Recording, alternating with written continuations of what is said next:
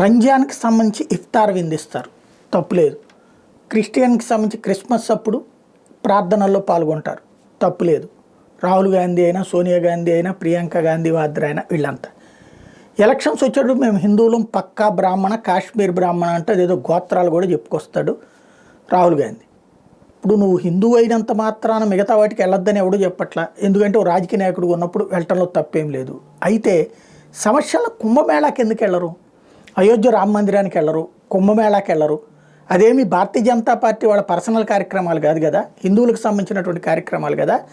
హిందువులు పవిత్ర పుణ్యక్షేత్రంలో స్నానం ఆచరించడానికి ఏంటి బాధ వీళ్ళకి? అంటే హిందువులకు సంబంధించినంత వరకు జస్ట్ ఒక డ్రమటైజేషన్ తప్పించి ఏముండదు. ఓట్ల కోసం హిందువులకు సంబంధించి గుళ్ళ దగ్గరికి వెళ్తారు. ఏ రాష్ట్రంలో హిందుత్వ ఓట్ బ్యాంక్ ఎక్కువ ఉంటుందో అప్పుడు వెళ్తారు.